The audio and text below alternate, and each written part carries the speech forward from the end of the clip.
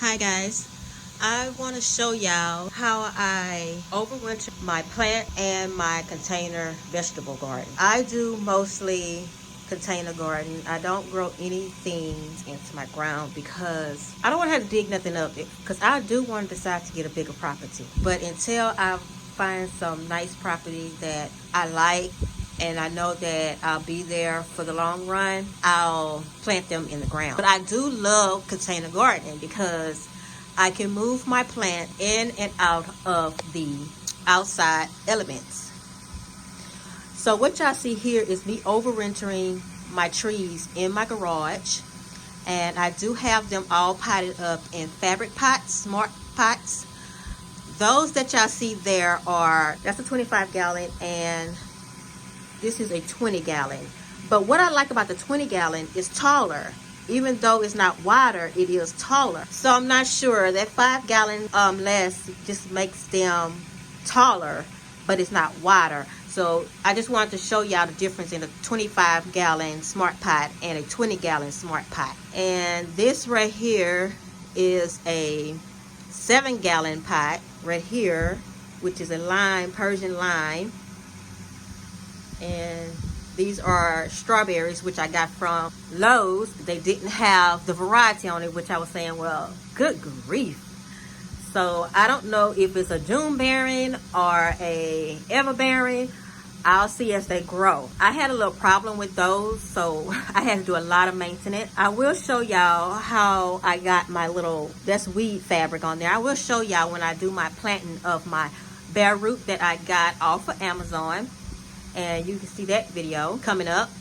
Here we have a fig tree, which is a brown turkey. I'm starting it from a stem. Haven't grew nothing because it's in the winter time. But it held on to this one leaf when I bought it. I have back here, this is a grape. I put on some PVC piping for a trellis. I do have a video on that. Right here is my Awori orange tree. That's the Meyer Lemon right here. And in the back of the Meyer Lemon, that's an avocado, Haas avocado that I just planted. It's kind of drooping. The shock wasn't as bad, but the leaves haven't turned any color, but they're outside. So I got an olive tree next to that one. Y'all see right here.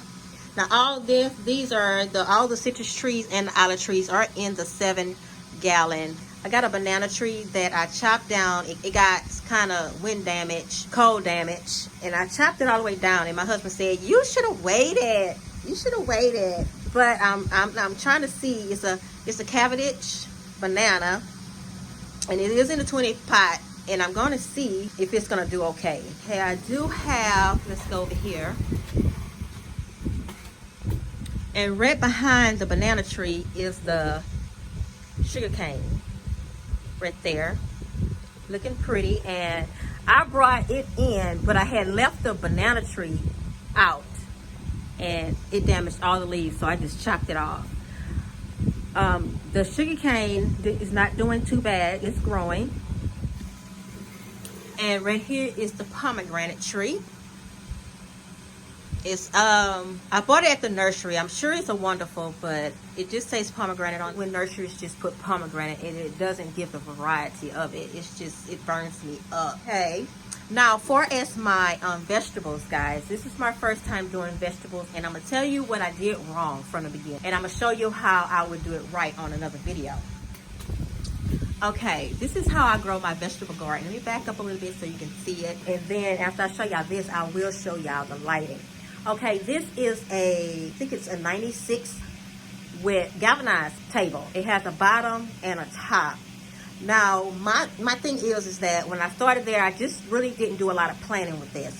I put the fabric around there and I glued it down with E900, I think it is, glue, and it does perfect. I did it during a hot summer, so I did it in November, October when I started this. And I had enough heat in my zone for it to dry completely within 24 hours without any rain or nothing. I didn't let it get rained on or anything for a while. I put it under the shed. 30 wide and 96 long, I think it is. So this is how I do my vegetables. And I know you say this is a lot of work, but when it comes down to my vegetables that I eat, I don't like dealing with bugs. I'm terrified of bugs. I don't want to see bugs. I don't want to remove bugs. I just don't. The ones that I am familiar with and I don't have a problem with is the gnats. Even though I don't want the gnats in there too, but you never know when you buy the soils in bags, you're going to have some kind of larva in that. It's just unpreventable, because when they process that, they do leave the bags outside and they do have air holes in those bags, so any insects can get in it. But the majority of ones that's just not going to get in it, like the butterfly's not going to lay nothing in there because nothing is growing in there. But like the gnat, they can get in there with those just little pinhole holes that they put in their plastic when they process packages or the potting soil, potting mix. It doesn't matter whether it's compost, it doesn't matter what it is. Those little pinholes, gnats gonna get in it because it's moist. So I'm not really dealing with that as much. I see one or two, I hurry up and pinch it through the fabric and kill it, and I'm just repeating the cycle until they're all gone. So you really don't see any now. It's wintertime, I don't see any, and it was still kind of hot, and I only seen a few, and I hurried up and tried to kill those. Like I said, I did the PVC piping going all the way up, all the way across. Now the bottom didn't need it because I used the base, the bottom of the top and the base to do my framing on that. I just had to frame the top. Now the feet that I have going from the base to the top with the PVC piping, if y'all see, it is, I think, 5 feet. 5 feet. So if I want to do peppers in here, I can do peppers. I can do a lot of things that grow about 5 feet. Now when it comes down to probably the tomatoes or the corn or the okra, I'm going to do dollies, and I'm going to do the same thing. I'm going to wrap my fabric around it, and I'm going to bring PVC pipe, glue it around my dolly. Now, all these are on dollies, guys. I wrote everything, all my potted plants are on dollies, as you see. Everything is on dollies. I can just move it in and out when it's raining. If I watered it and it started raining too much, I just bring them. I bring them in my garage or out my patio, which is very big. Now, I'm going to just give you a brief. I started small because this is my first time gardening and I didn't want to overwhelm myself. So I pretty much, before I show you that, let me show you the light setup. Okay, now my garage do have workshop lights, but I don't like those because you can't lean them, you can't turn them, you can't do anything. Like I said, it does have, all the way around, I do have shop lights in my garage. And my garage does open from the front and the back to my backyard, as you see. This is the front of my garage, and I also have the back opening up to my backyard, which is very convenient, which I really do like. And also, if it didn't do that, most garages have a door that you can actually use right here, which I do have a door too. Okay. Now the setup, do you see the setup right here? Now I have 3 lights going to this right here. I have 3 lights shining inside of that, and I also have 3 lights going here to the trees. I can put more if I want to. Depends on how my plants start looking. I can put more lights. And what I like about these, you can turn them to a section of where you have your plants lined up. If you have that straight shop light, it's just going to focus on one thing. So I rather the individual lamps that has the turning option, the 360 option, so you can actually put it towards your plants that you want the light on. Because I have a lot of trees in here, so I need a wide coverage of light. These are flood lamps, daylight, and I think they're 95 watts each. They're 95 watts each, and they're 5,500 kelvins, and I think the lumens are 1,300. Now I can go higher on the lumens, but since if you have so many, the lumens is really not bad, because I can't even look at this floodlight without my eyes like whoa, whoa, whoa, whoa. I'm blinded. You hear me? I'm blinded. Once I walk away from lights, it's like dark. So the lumens are powerful. The kelvins are powerful. So they're not bad. The more you have, the better it is. Now, if I was to put more plants in here, of course, I'm going to add more lamps. So I know that y'all see how I have this set up. I have 6 lamps, and I also have a fan right here that gives the breeze. One right here, and I think I'm going to probably put another one on the other side, and that's just for airflow, so you won't get any fungus or bacteria in here, because if you get stale air somewhere closed up, you wind up it being too high of humidity, and that's when bacteria and fungus start to set in. So you want some kind of air circulation in a closed up part. I do close the garage at night, because I do not want the wind from outside to come through here either, because man, the wind is like, when you're talking about 20-30 miles per hour wind, I mean, it still will blow everything out around in your garage. So I don't normally do that. I just have a fan there circulating the air for those type of problems.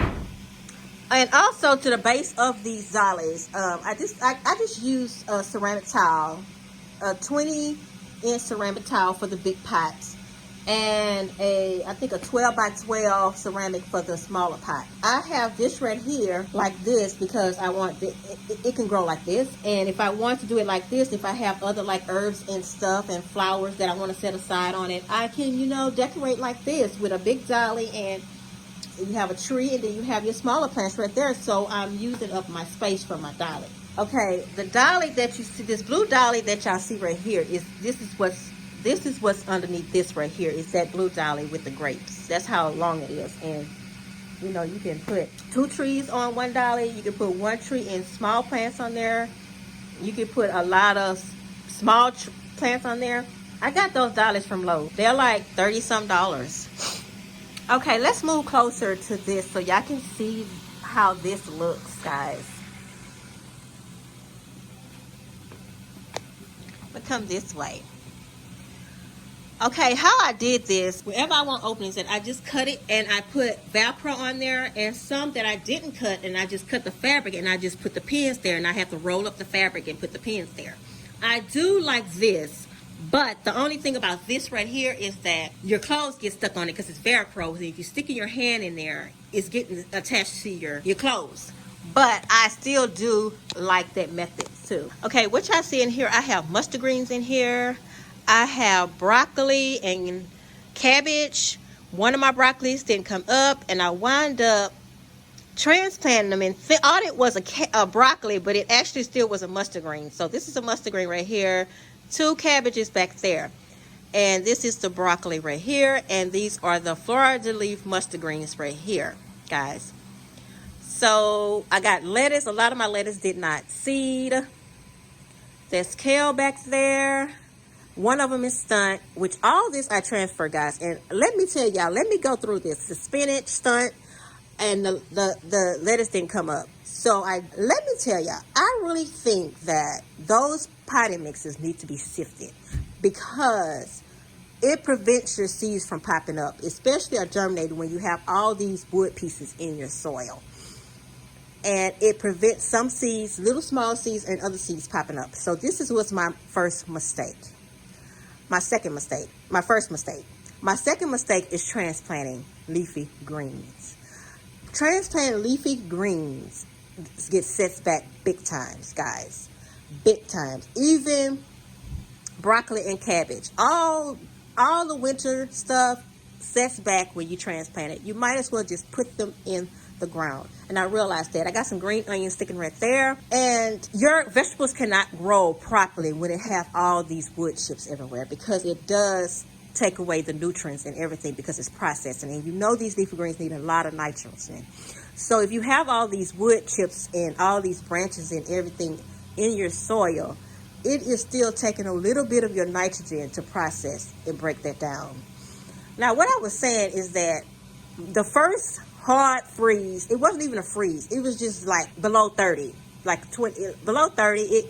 I left it out thinking that I brought my trees in, but the banana tree. And I don't know why I left that banana tree out there. I left this out, and it was probably 29, 27 degrees outside, guys. And I tell you, I still got frostbite. They say these are hardy, leafy greens are hardy.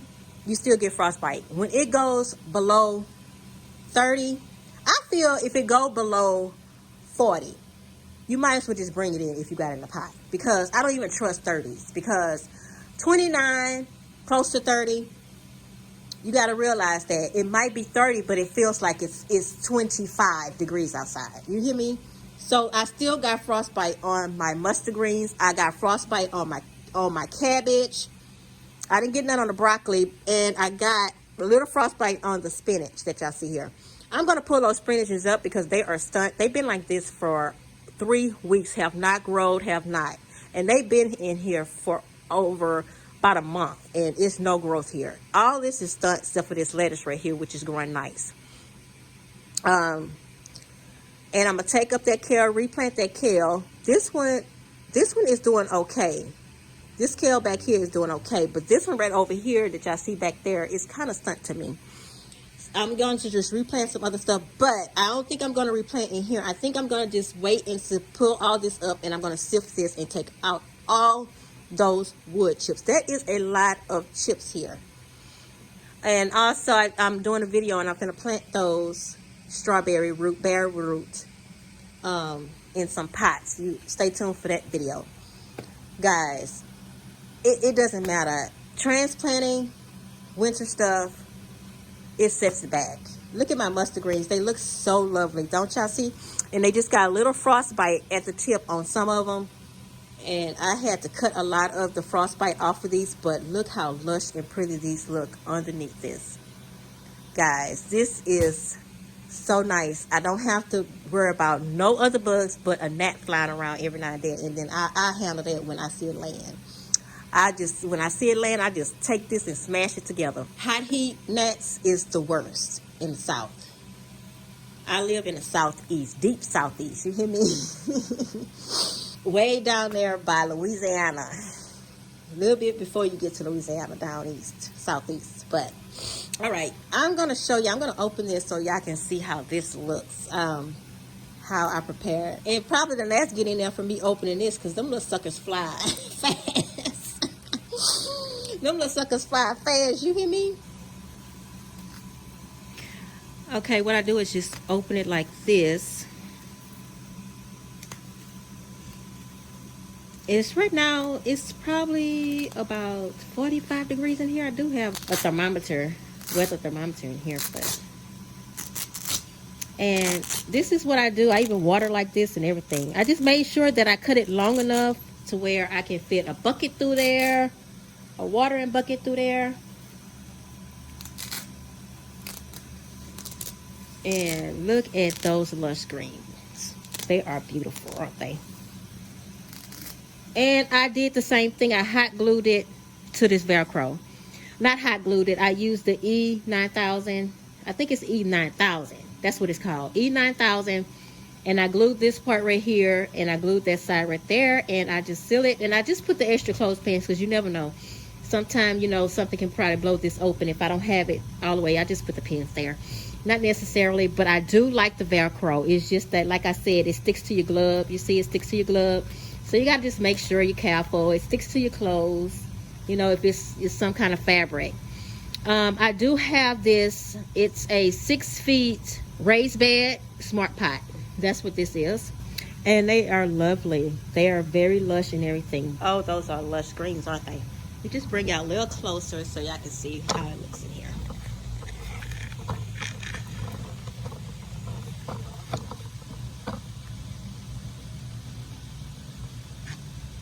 How y'all like it? It's lovely, isn't it?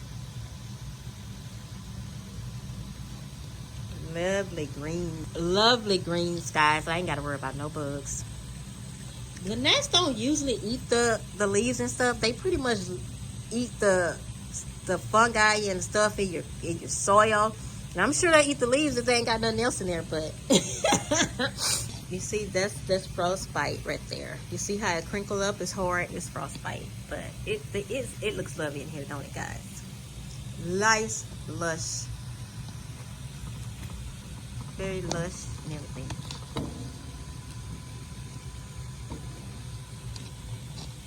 Now y'all see all them wood chips and everything? My goodness. Y'all, I do not like caterpillars. I don't like worms. I don't like none of that.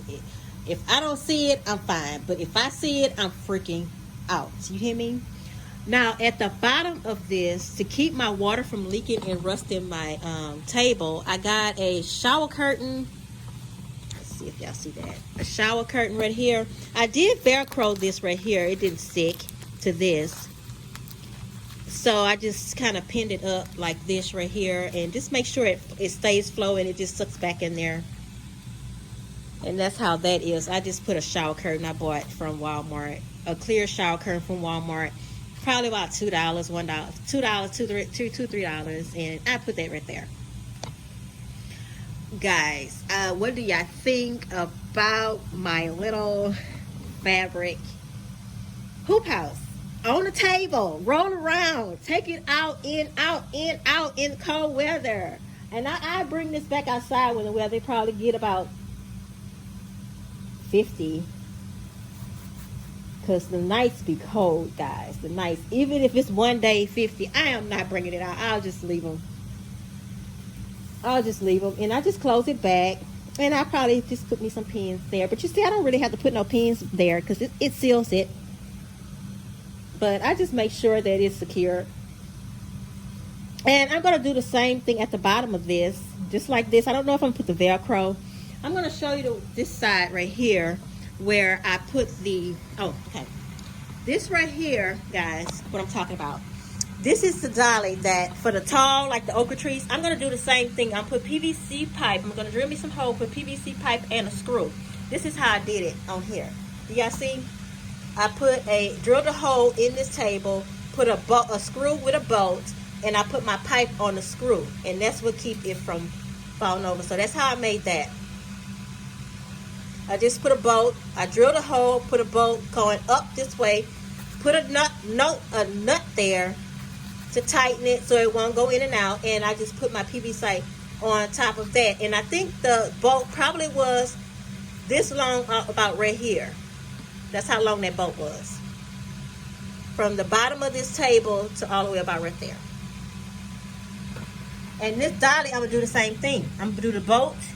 I'm going to put the pipes on 4 corners, and I'm going to East 9000 glue this fabric down. Now, this is not garden fabric, guys. This is actually fabric. This is, I can't remember what kind of fabric. I went to Hobby Lobby, and I bought this fabric because those garden fabrics, they tear. I want something that doesn't tear. Doesn't tear at all.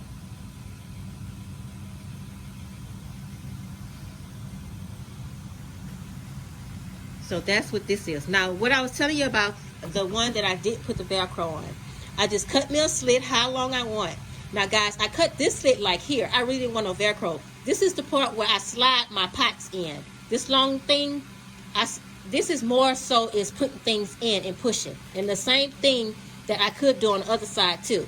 It opens up pretty wide for me to push this thing in and take this thing out when I want to. This pot. If I want to take it out, I'm going to take it out this way.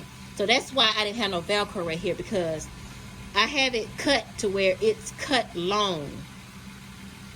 It opens wide. And I just seal it up.